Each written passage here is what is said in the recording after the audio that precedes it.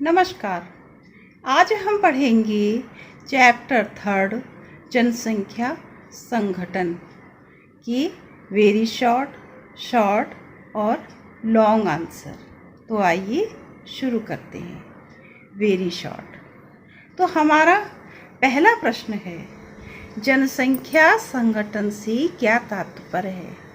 अर्थात जनसंख्या संगठन किसे कहते हैं, जनसंख्या संगठन क्या है, इसी प्रकार का प्रश्न आपका आ सकता है। और इसमें आपको क्या आंसर लिखना है?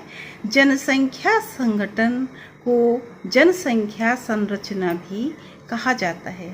इसकी सहायता से दो अलग अलग प्रकार के व्यक्तियों या समूहों में अंतर किया जाता है, जैसे आयु, लिंग, साक्षरता। हम इसमें जनसंख्या की उम्र देखी जाती है, उनका स्त्री पुरुष अनुपात देखा जाता है, उनकी साक्षरता देखी जाती है, और जनसंख्या का निवास स्थान शहरी है कि ग्रामीण है, और उनका व्यवसाय आदि की जानकारी ली जाती है।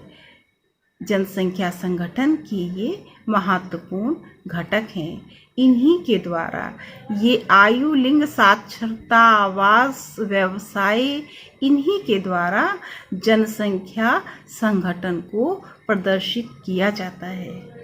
तो आप जनसंख्या संगठन से क्या तात्पर्य है ये समझ गए होंगे। अब हम दूसरा प्रश्न पढ़ते हैं। हमारा दूसरा प्रश्न है, जनसंख्या पिरामिड किसे कहते हैं? जनसंख्या पिरामिड का प्रयोग जनसंख्या की आयु, लिंग संरचना को दर्शाने के लिए किया जाता है।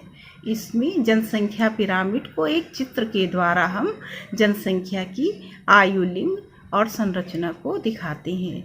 इसमें विभिन्न आयु वर्ग के स्त्री पुरुषों की जनसंख्या के प्रतिशत को दर्शाते हैं। तीसरा प्रश्न है, लिंगानुपात की परिभाषा दीजिए। तो लिंगानुपात की क्या परिभाषा लिखेंगे? प्रति 1000 पुरुषों पर पाई जाने वाली स्त्रियों की संख्या को लिंगानुपात कहते हैं। मतलब 1000 यदि पुरुष हैं तो स्त्रियां कितनी होंगी?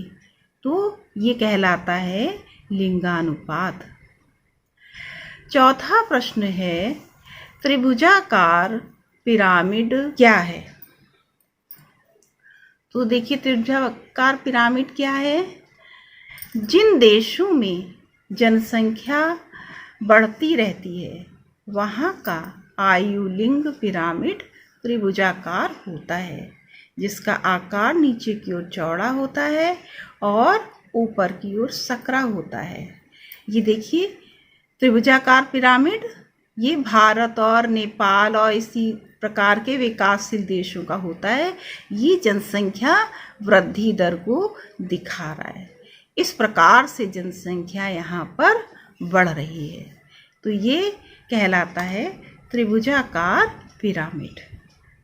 अब हम अपने अगले प्रश्न पर आते हैं। हमारा अगला प्रश्न है, स्थिर जनसंख्या पिरामिड क्या है?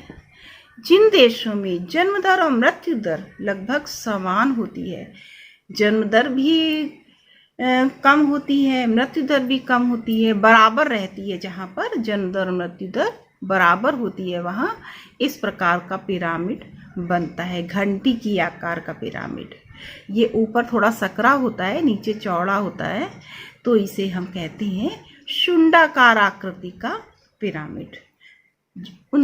उन देशों में जहाँ पर जन्म दर और मृत्यु दर लगभग बराबर होते हैं तो वहाँ स्थिर जनसंख्या का ये पिरामिड बनता है।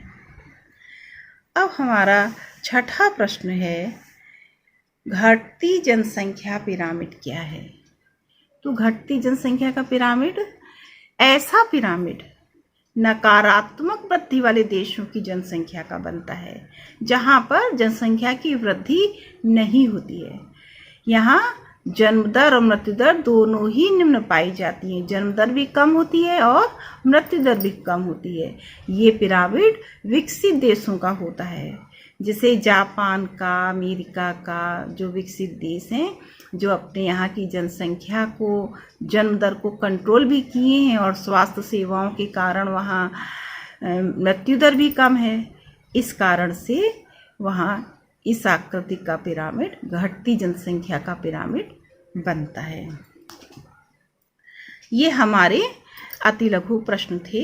हमने जो बोर्ड के एग्ज़ाम के लिए इम्पॉर्टेंट प्रश्न थे उन्हीं को छांट कर आपको बताया है।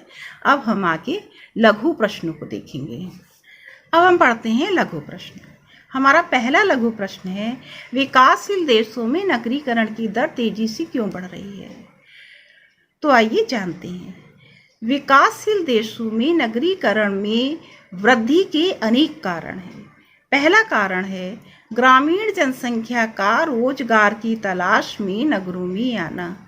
तो ग्रामीण जनसंख्या रोजगार के लिए नगरों में आती है और यहीं पे उसका निवास हो जाता है। तो इससे क्या होता है? नगरीय जनसंख्या में वृद्धि होती है। दूसरा कारण है नगरों में परिवहन, स्वास्थ्य, शिक्षा और मनोरंजन की साधनों का होना। नगरों में परिवहन के बहुत सारे साधन होते हैं, कहीं भी आसानी से आ जा सकते हैं। चिकित्सा की सुविधाएं होती हैं, शिक्षा के बड़े बड़े मंदिर होते हैं, मनोरंजन के बहुत सारे साधन होते हैं जो ग्रामीण लोगों को आकर्षित करते हैं और इसी कारण वे नगरों की ओर पलायन करते हैं। तीसरा पॉइंट है, नगरों में जीविकोपार्जन के अधिक साधन होते हैं।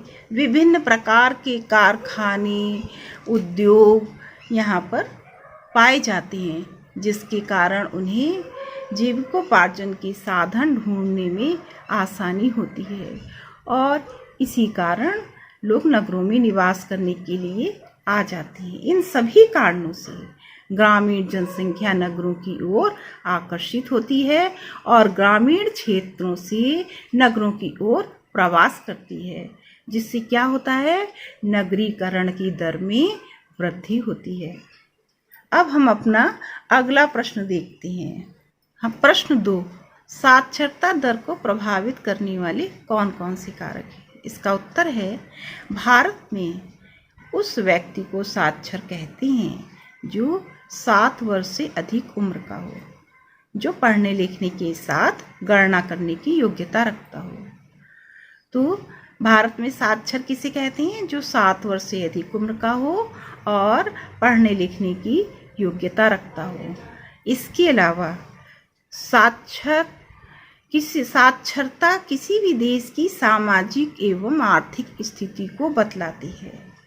साक्षरता से ही हमें पता चलता है किसी भी देश की सामाजिक और आर्थिक स्थिति क्या है, वहाँ के लोगों का जीवन स्तर उच्च है या निम्न है, ये हमें साक्षरता से पता चलता है।